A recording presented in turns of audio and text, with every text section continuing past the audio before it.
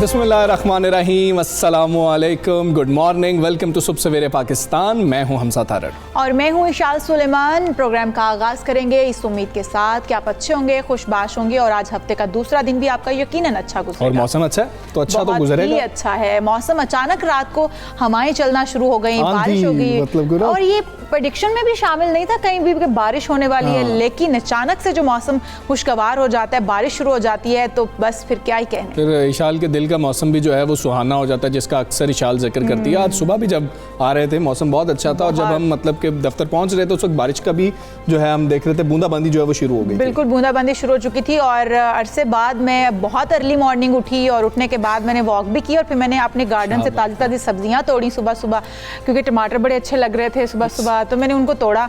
मुझे बड़ा मज़ा आया कि इतना गर्मियों में इतनी हसीन सुबह बहुत कम। मौसम अच्छा हो तो कई चीज़ें हो जाती हैं, जैसे इशाल का दिल किया कि जी मैं ये काम भी कर लूँ, वरना गर्मी में आपका दिल ही नहीं कर रहा होता कि आप ऐसा काम करें। अच्छा जी, आज जो हम आपके लिए एक अजीब सी खबर लेके आए हैं वो ऐसा है कि भारतीय रियासत है बिहार, वहाँ का शहर है पटना। वहाँ पर हुआ यह है कि एक शख्स ने रेलवे ट्रैक के ऊपर अपना बेड लगाया और सो गया। रेलवे ट्रैक के ऊपर बेड पहले वो लाया, हाँ जी, वो लगाया और फिर वो सो गया। फिर क्या हुआ कि एक ट्रेन वहां से जो गुजर रही थी, और उस ट्रैक के ऊपर से वो बताते हैं कि 300 ट्रेनें रोजाना की बुनियाद पर गुजरती हैं। अच्छा। तो वो एक ट्रेन गुजर रही थी, तो जो ड्राइवर था उसने देखा, उसने ट्रेन को रोक लिया और फौरी बताया कि ये मुझे कुछ प्रॉब्लम लग रही है, आगे कोई चीज है इसके ऊपर ना, ट्रैक के ऊपर। अच्छा, ट्रैक की साइड पे था, ट्रैक के ऊपर? ट्रैक के ऊपर था। मरने का इरादा हुआ, उन्होंने 300 ट्रेनें जो है रोक दी। इंतजामिया ने 300 ट्रेनें रुक गई उस शख्स की वजह से, और जब उन्होंने देखा तो वो शख्स तो फरार हो गया था, लेकिन बेड वहीं पर ही मौजूद था। तो एक शख्स ने ऐसा काम किया कि 300 ट्रेनें उसने रुकवा दी, और पता नहीं अब ये किस किस्म की शरारत है। लेकिन ये शरारत से ज्यादा मुझे मरने का शौक लग रहा है, लेकिन उसको पता चल चुका था कि अगर मैं अब पकड़ा गया अब हकीकी तौर पर मर जाऊंगा। हाँ बिल्कुल, तो इसलिए उसने राह फरार इख्तियार कर ली। चले, ऐसा भी होता है। मतलब आप देखें कि कितनी हैरत वाली बात है कि आपके दिमाग में कैसे ख्याल ये आ गया कि आप जाएं और लोगों को कितना आपने तंग किया है। लेकिन अब वो शख्स जो है वो अपने दोस्तों को बताता होगा, तो वो कहता होगा जी देखिए मैंने कमाल कर दिया, मेरी वजह से इतनी ट्रेनें रुक गई। ये डेयर भी कोई हो सकता है, हाथ लग गया तो बचेगा नहीं, बचेगा नहीं। और मुझे नहीं लगता कि वो हाथ लगेगा, क्योंकि जितने लोग 300 ट्रेन की वजह से, रुकने की वजह से वो लेट हुए होंगे, आपको लगता है कि वो कुछ नहीं करेंगे? बिल्कुल ऐसे ही है, वो तंग इतना ज्यादा हुए। अब हम देखें, हम कुछ भी अपने फन के लिए कुछ कर रहे होते हैं, खुद को खुश रखने के लिए कुछ कर रहे होते हैं, तो हमें कुछ ऐसी चीज़ें ढूंढनी चाहिए जिससे किसी का नुकसान ना हो रहा। अब आप ऐसा कोई मतलब की चीज़ निकालते हैं दोस्तों के साथ मिलकर, या खुद से आप एक ऐसा फैसला करते हैं जिससे लोगों को इतना नुकसान हो, तो ये कोई जो है मज़े की बात नहीं है, ये कोई फ़न नहीं है, ये लोगों के लिए आप अजियत जो है बना रहे हैं। चलें, इस तरह की बातें सुनने में तो भली लगती हैं, लेकिन जिन लोगों को मुश्किलात का सामना हुआ होगा आप वो भी देख लें, तो ऐसे जो आपके अंदर इविल ख्यालात आते हैं इनको निकाल दिया करें। दिल आज़ारी दूसरों की नहीं करनी चाहिए, और ये सख्त गलत हरकत है जो आपने की है। तो खैर हम आपको यही कह सकते हैं कि नेक्स्ट टाइम इस तरह की मजाक करते हुए देख लिया करेंगे, किसी का नुकसान तो उससे नहीं हो रहा। खैर हम बात करेंगे कोरोना वायरस के हवाले से और वैक्सीनेशन मुहिम के हवाले से। हुकूमत ने बड़े पैमाने पर कोरोना वैक्सीनेशन मुहिम जो है शुरू करने का ऐलान किया है। सरबराह NCOC असद उमर साहब ने कहा है कि जुलाई तक 2 करोड़ वैक्सीन पाकिस्तान पहुँच जाएंगी। जी हाँ, और अब तक 70 लाख से ज़ायद वैक्सीनेशन हो चुकी है, जो कि बड़ी खुशाइंद बात है। रवां साल के आखिर तक 7 करोड़ तक वैक्सीनेशन चाहते हैं, ये टारगेट रखा गया है। चाहते हैं कि ईद से पहले ऐसी सूरत हाल पर पहुंच जाएं कि बंदिशें ना करनी पड़ें। जैसे कि हमने छोटी ईद पर हमजा देखा कि काफ़ी रुकावटें थी, बंदिशें थी, लोगों ने उस तरह से शॉपिंग्स नहीं की या घरों से बाहर नहीं निकल पाए हैं, इंजॉय नहीं कर पाए हैं। तो अगर वैक्सीनेशन हो पाती है तो फिर हालात बेहतर हो जाएंगे, और फिर हम जो आने वाली ईद बकर है उस पर हम लोग तकरीबन जो है बंदिशों से छुटकारा हासिल कर चुके होंगे। बिल्कुल ऐसे ही है, तो इंशाल्लाह हम हासिल कर पाएंगे, और उसके लिए हमें हुकूमत का साथ देना है। आप खुद को वैक्सीनेट करवाना है। हुकूमत ने कोरोना से बचाव के लिए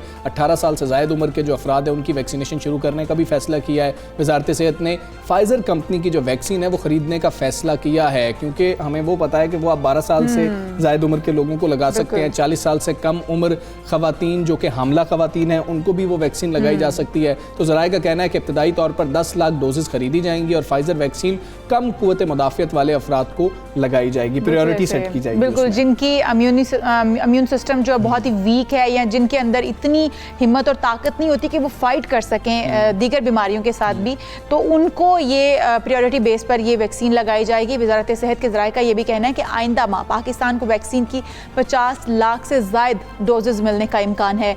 और उधर दूसरी तरफ अगर इस्लामाबाद में देखें तो कोरोना वायरस की सूरत हाल में बेहतरी के बाद पाबंदियों में भी नरमी कर दी गई है। और लाहौर की बात करें तो 2 माह 6 रोज़ बाद तमाम पार्क्स को खोल दिया गया है। लाहौर में SOPs की खिलाफ वर्जी पर एक होटल को सील भी किया गया है। और अच्छी बात यह है कि 2000 से कम केसेस गुज़श्ता 24 घंटों में आए हैं। 1771 केसेस सामने आए हैं कोरोना वायरस के, और जो शरह है वो अब 4 से भी नीचे आ गई है, 3.71% हो गई है, जो कि अच्छी बात है। हम लोग भी SOPs पर अमल करने की कोशिश कर रहे हैं, हम आवाम और हुकूमत जो काविशें कर रही है, और वैक्सीनेशन के बाद हम देख रहे हैं तीसरी लहर पर हमने काफ़ी हद तक काबू पा लिया। लेकिन हमजा, जिस तरह से SOPs पर अमल दरामद ना होने की वजह से या ना फॉलो करने की वजह से एक होटल सील किया गया है, तो ये हमारा अपना गैर जिम्मेदाराना रवैया है, जिसको हम अगर हमें ना हम लोग उसको उस पर अमल दरामद करें। गवर्नमेंट की तरफ से तो पॉलिसीज़ बना दी गई हैं या फिर SOPs वज़े कर दिए गए हैं कि इन्हीं के ऊपर आप अमल दरामद करके बच सकते हैं वायरस से, या फिर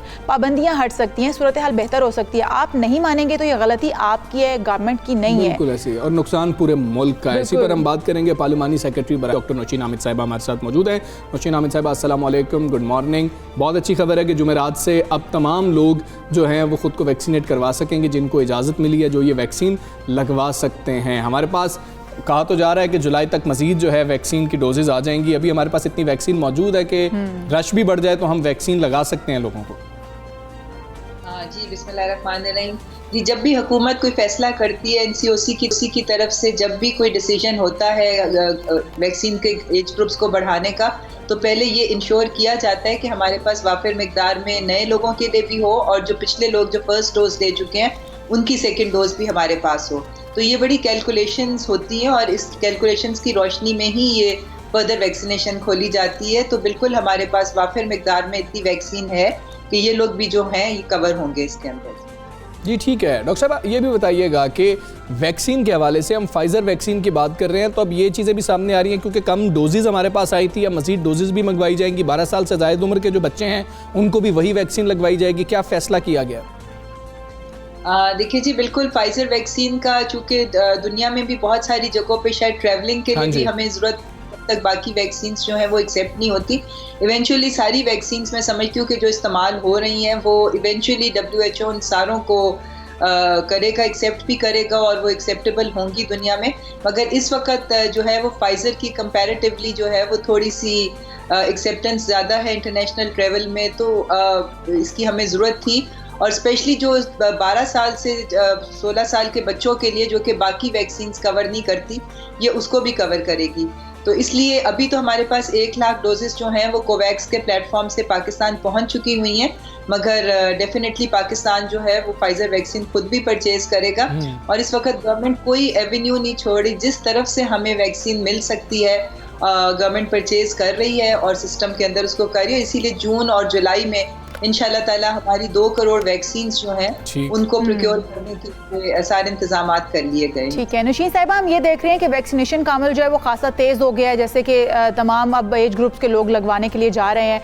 हम देख रहे हैं बदनज़मी भी देखने में आ रही है कुछ वैक्सीनेशन सेंटर पर रश ज़्यादा होने की वजह से। क्या वैक्सीनेशन सेंटर्स की तादाद के ऊपर काम हो रहा है कि बढ़ाई जा सके? अब तो तमाम एज ग्रुप्स के लोगों को लगवानी है। जी बिल्कुल, ये सारे एज ग्रुप्स खोलने से पहले इन सारी चीज़ों पे वर्किंग हुई थी, और वैक्सीनेशन सेंटर्स की तादाद भी बढ़ाई गई है। मज़ीद अमला वैक्सीनेटर्स का उनको भी भर्ती किया गया है, डेटा एंट्री ऑपरेटर्स वगैरह, क्योंकि इसमें डाटा की मेंटेनेंस भी उतनी ही इम्पॉर्टेंट होती है। अभी आपने देखा है कि F9 पाक में एक इस्लामाबाद में एक बहुत बड़ा मैस वैक्सीनेशन सेंटर खुला है, जिसकी डेली कैपेसिटी 10,000 लोगों को केटर करने की है। बदनज़मी के कोई इक्का दुक्का वाक़यात ज़रूर रिपोर्ट होते हैं, मगर उसमें मैं समझती हूँ कि सिस्टम से ज़्यादा लोगों की अपनी थोड़ी सी इम्पेशेंस होती है, जिसकी वजह से ये वाक़या होते हैं।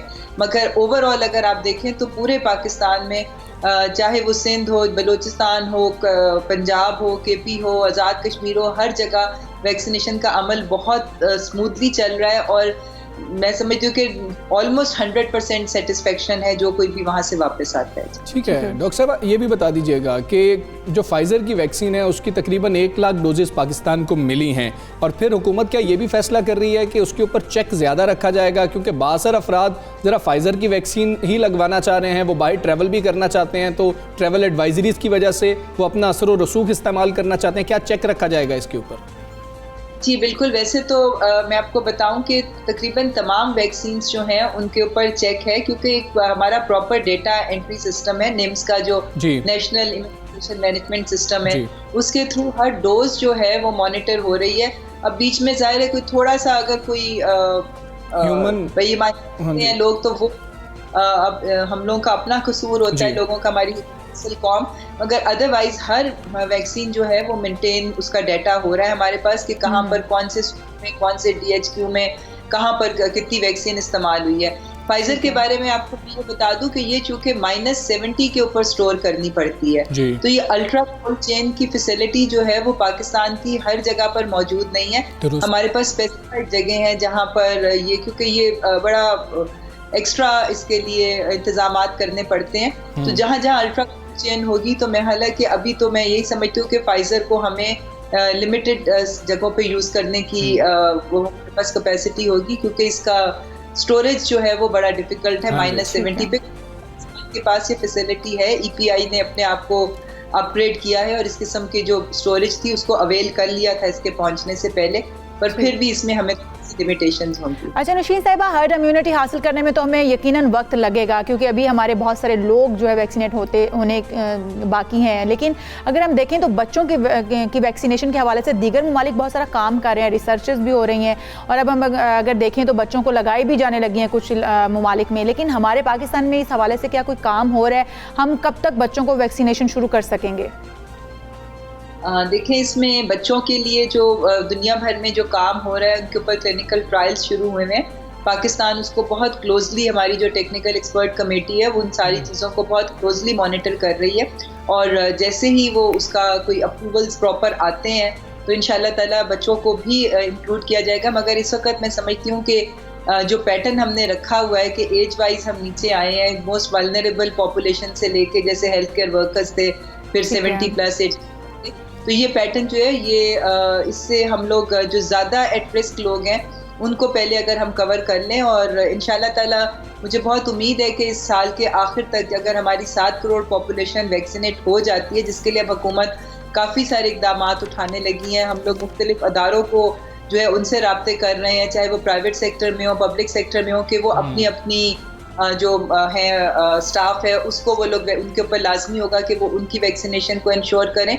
इसी तरह से मीडिया के लोगों को इन्वॉल्व किया जा रहा है, उलमा को इन्वॉल्व किया जा रहा है, तो एक बड़े मास स्केल के ऊपर अब इंशाल्लाह ताला ये इसकी वैक्सीनेशन की ड्राइव शुरू होगी, और वैक्सीन हमारे पास है। और आज की खुशखबरी ये कि आज हमारी पाकिस्तान में बनी हुई वैक्सीन भी आज शाम को लॉन्च हो जाएगी। अच्छा। और जी वो इंशाल्लाह, और वो उसकी कैपेसिटी ये होगी कि वो भी तकरीबन 30 लाख डोजेस पर मंथ बनाने की कैपेसिटी होगी। तो मैं समझती हूँ कि अब हमें वैक्सीन की शॉर्टेज का अल्हम्दुलिल्लाह कोई अंदेशा नहीं, बस इंशाल्लाह हमें कोई शॉर्टेज का जो है अंदेशा नहीं रहेगा, कोई सामना नहीं करना पड़ेगा। बहुत शुक्रिया डॉक्टर नशीन अहमद साहिबा सुबकिस्तान से। आप बात कर रही थी गवर्नमेंट के पास वैक्सीन मौजूद है, लगवाना आपका काम है, जाएं और जाके खुद को वैक्सीनेट करना। बिल्कुल ऐसा ही है। अच्छा, एक तरफ तो हम इस वबा से लड़ रहे हैं, हमें इस तरह की सूरत हाल दरपेश है, और फिर हम अल्हम्दुलिल्लाह बहुत सारे ममालिक से बहुत अच्छे हैं कि हमारे यहाँ पर उतने ज़्यादा केसेस इस वक्त नहीं है, या फिर हमने बहुत जल्दी उस पर कंट्रोल कर लिया है, अपनी हिकमत अमली कह लें या फिर एहतियात कह लें। लेकिन दूसरी तरफ हम देखें तो कराची जो शहर है वो हमेशा मसाइल की आमाजगाह बना रहता है, और कराची को नज़रअंदाज करने पर इस वक्त MQM सिंध हुकूमत के खिलाफ मैदान में आ चुकी है। हाँ जी, और MQM की जानिब से गुज़श्ता रोज़ से एहतजाजी तहरीक का बाज़ाब्ता आगाज़ कर दिया गया, और पहले मरहले में सिंध हुकूमत के फैसलों और ज़्यादतियों के खिलाफ कराची के मुख्तलिफ इलाकों के चौकों में, चौराहों पर एहतजाजी बैनर्स आवेज़ा किए हैं उन्होंने। बिल्कुल ऐसा ही है, और रिक्शों, टैक्सियों, मुसाफिर गाड़ियों पर भी बैनर्स लगाए गए हैं। MQM के एहतजाजी बैनर्स में कराची के वसाइल पर कब्जा, कराची पर डाकू राज नामंजूर के नारे दर्ज किए गए हैं और जाली डोमिसाइल पर भर्तियाँ हों या करप्ट और गैर मुकामी पुलिस की बेदखली और कराची को इसके हिस्से का पानी न देने का मुतालिबा भी इस पर दर्ज किया गया। और ज़रा ये भी बता रहे हैं कि एहतजाज के दूसरे हिस्से में रैलियां, मुजाहरे और वज़ीर आला हाउस का घेराव भी शामिल है, जो कि एक मतअमली बनाई गई है MQM पाकिस्तान की जानिब से। बात करेंगे MQM पाकिस्तान के रहनुमा ख्वाजा इजहारुल हसन साहब हमारे साथ हैं। ख्वाजा इजहार साहब, अस्सलाम वालेकुम, गुड मॉर्निंग। आपके एहतजाज के मकासद क्या हैं और इस तहरीक का मकसद क्या? बल्दियाती इंतखाबात की तैयारी है या हुकूमत पर प्रेशर डालना कि कोई काम भी करे? बिस्मिल्लाहिर्रहमानिर्रहीम। देखिए, बल्दियाती इंतखाबात की तो अभी तक कोई तारीख तय नहीं हुई है और गुज़िश्ता 9 माह के बाद भी ये एडमिनिस्ट्रेटर्स वगैरह मैं समझता हूँ गैर आइनी, गैर कानूनी तौर पर इस वक्त मुसल्लत हैं। लेकिन आप सूरत हाल देखें तो इस वक्त हो क्या रहा है। अभी 1 साल पहले सोलर एनर्जी की करारदाद यूनानी मसली सिंध असेंबली से पास हुई, मैंने ही पेश की जी। लेकिन जब सोलर के फवाइद देने की बात आई पूरे सूबे को तो उसमें कराची हैदराबाद माइनस हो गया।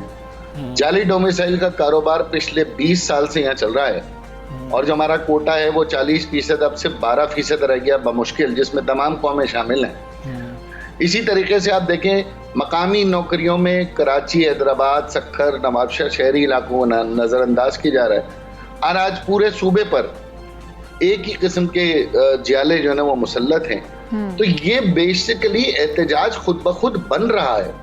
ये सियासी एहतजाज कोई MQM नहीं बना रही, ये अब लोगों की महरूमियों की आवाज बुलंदतर होती चली जा रही है और इस खामोशी में एक तूफान का मुझे पेश खेमा नजर आता है जो आगे चल के शायद किसी बड़े एहतजाज का सबब बनेगा और MQM यकीनन उस एहतजाज की तर्जुमान हो। ठीक है। अच्छा साहब, हम देख रहे हैं बैनर्स पर तो बड़े बड़े मुतालिबात दर्ज हैं। सिंध हुकूमत से आपके बड़े मुतालिबात कौन से हैं? सबसे पहला और वाहिद मुतालबा है कि मकामी हुकूमतों को बाइख्तियार करें।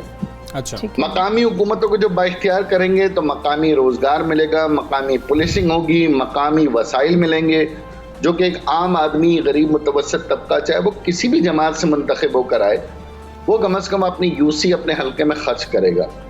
और ये सिर्फ कराची नहीं, ये कराची ता लड़काना का मॉडल है। हमारा वाहिद मुतालबा है, हमें पीपल्स पार्टी से ना कोई वजारत चाहिए ना उनसे कोई मराद चाहिए।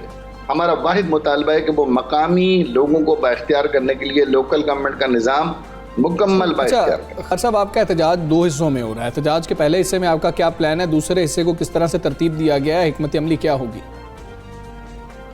देखिए, हमारा जो पहले हिस्से का एहतजाज जिसको आप पहला हिस्सा कह रहे हैं वो तो अब अवाम में खुद ब खुद एक आगही आ गई है और वो इस मजालिम को खुद ब खुद रद्द अमल दे रहे हैं। आईनी तौर पर हम अदालतों में मौजूद हैं, अवाम सड़कों के ऊपर अब सूबे का नारा लगा रही है और अवाम लगा रही है। अभी MQM की तरफ से बाकायदा इस मुहिम का आगाज नहीं हुआ है। अच्छा। दूसरा, हम असेंबलियों में भी जायज़ मुतालबात कर रहे हैं जो कि रद्द किए जा रहे हैं। तो हम समझते हैं कि ये एहतजाज खुद ब खुद पीपल्स पार्टी के बदउनवान अमल का रद्द अमल होगा जो आगे चल के यकीनन अवामी एक धारे में ढल जाएगा और MQM यकीनन समझती है कि ये एहतजाज अब ज़रूरी है। ठीक हो गया। अच्छा, हम ये भी देख रहे हैं कि जमातें जो हैं उनकी जानिब से अभी खामोशी है। क्या आपने तहरीक इंसाफ होगी या दीगर जमातें होंगी उनको इस एहतजाज में शामिल करने की दावत दी है? मैंने जैसे आपसे गुजारिश की कि बाकायदा तौर पर अभी हमारी एहतजाज की मुहिम का आगाज हुआ है। 15 तारीख को हम एक एहतजाज कर रहे हैं जिसमें हम ये सारी बातें करेंगे। लेकिन मैं ये समझता हूँ कि इसमें हम PTI को भी हमने अपने तहफ़्फ़ुज़ात से आगाह किया है, उनकी क्या मजबूरियाँ हैं, वो क्यों मसलियत पसंदी का शिकार हैं, ख़ास तौर पर सूबे सिंध के हवाले से, ख़ास तौर पर कराची के हवाले से जहाँ से उनको ज़्यादातर नशिस्तें दिलवाई गई हैं। तो हम समझते हैं कि इसमें PTI को तो खुद हमारा साथ देना चाहिए क्योंकि उनकी सियासत भी यहाँ दाव पे लगी है। और बाकी भी हम कराची की तमाम जमातों से कहते हैं, ख़ास तौर पे जो कराची की मकामी जमातें हैं, चाहे जमात इस्लामी हो या दीगर मुहाजिर क़यादत हो, वो उन्हें चाहिए कि वो खुद ब खुद अपने इख्तिलाफ़ात को बाला ताक़ रखते हुए हमारी आगे की नस्लों के लिए, जिसमें मिनी पाकिस्तान में तमाम कौमियतों की बोलने वाले हैं, उनके हुकूक की जिद्दोजहद करने के लिए हमारी आवाज़ से आवाज़ मिलाएं। लेकिन अब एक अरसे तक कराची शहर की नुमाइंदगी आपके पास रही है, अब आप तहरीक इंसाफ के इत्तेहादी भी हैं, तो शहर के मसाइल हल करने के लिए आपने क्या किया था और अब वफाकी हुकूमत को आप क्या मशवरा देंगे? देखिए, मरकजी हुकूमतों को हमने मशवरे बिल्कुल दिए, क्योंकि ज़ाहिर है हम ये समझते थे कि उनकी जो टीम है वो नई टीम है और वो अभी तजुर्बेकार नहीं है। और ख़ास तौर पर 18वीं तरमीम जो इस वक्त पास हुई है, उसमें सूबे बहुत सारे आइनी और कानूनी लकुनास वफाकी हुकूमत के सामने रख देते हैं। तो हमने बहुत सारे रास्ते उन्हें दिए, लेकिन मैं समझता हूँ कि अभी भी शायद वो हीलो हुज्जत से काम ले रहे हैं, तामुल से काम ले रहे हैं। लेकिन हम चाहते हैं कि वफाकी हुकूमत MQM की तमाम तजावीज़ जो कि तहरीरी हैं उस पर अमल करे और ख़ास तौर पे इस माशी हक़ को वो इसके अंदर ये जो एक सिसक रहा है इसको बचाने की कोशिश करें। ख्वाजा साहब, सिंध में जाली डोमिसाइल पर भर्तियों के मामले पर आपकी पार्टी के शदीद तहफ़्फ़ुज़ात हैं। आप तो कानून साज भी हैं, फिर कोटा सिस्टम ख़त्म करने की तहरीक की जानिब कदम क्यों नहीं बढ़ाते? देखिए, कोटा सिस्टम आईनी तौर पे इसे तहफ़्फ़ुज़ हासिल है और ये 2/3 अक्सरियत से कौमी असम्बली से मनसूख होगा। अब क्योंकि कोटा सिस्टम के लिए 2/3 अक्सरियत इस वक्त भी किसी जमात के पास नहीं है, पिछले दौर में भी किसी की जमात के पास नहीं थी, बल्कि मैं ये भी कहना चाहता हूँ कि जिस वक्त हमारा PMLQ जनरल मुशर्रफ साहब के इत्तेहाद था, उस वक्त भी 2/3 अक्सरियत किसी के पास नहीं थी। 2/3 अक्सरियत माजी में रही है 1980 और 90 के दिहाइयों में। तो अब 2/3 अक्सरियत से ही ये कोटा सिस्टम खत्म हो पाएगा। हमारी जिद्दोजहद जारी है। कौमी असम्बली में हम इस पे करारदादें जमा करा चुके हैं, स्टैंडिंग कमेटी में हमारा बिल मौजूद है। लेकिन हम ये जरूर चाहते हैं कि जो कोटा मौजूद है कम अज कम उस पर तो अमल करें। 40% में भी आप जाली डोमिसाइल बनाकर हमारे 38% खा जाएं, डाका मार दें उस पर, तो ये तो जुल्म है आइन की, खासतौर पे आइन से। राहुल हसन साहब, बहुत शुक्रिया आपका। सुबह सवेरे पाकिस्तान से आप बात कर रहे थे MQM पाकिस्तान के जो तहफ़्फ़ुज़ात हैं और क्या उन्होंने प्लान तरतीब दिया है, किस तरीके से एहतजाज किया जाएगा, वो बता रहे थे। बिल्कुल ऐसे ही। और हमजा, हम देखें तो ये बुनियादी मुतालिबात हैं जो इस वक्त हम बैनर्स पर भी दर्ज देख रहे हैं। ये तो शहर कायद के बुनियादी मुतालिबात में से आते हैं। पानी की तकसीम हो गई या फिर सीवरेज के मामलात हो गए या फिर कोटा सिस्टम की जैसे वो बात कर रहे हैं, तो सारे मामला वही हैं। लेकिन मामला ये भी तो है ना कि गुज़श्ता दौर में आप पीपल्स पार्टी के जो थे इत्तेहादी रहे हैं, तो अभी आपके पास वफाक के आप इत्तेहादी हैं, उसमें आपका किरदार क्या है, इसके ऊपर भी क्वेश्चंस लोग उठाते हैं। हम यहाँ पर एक ब्रेक लेंगे, ब्रेक के बाद वापस आएंगे। Stay with us.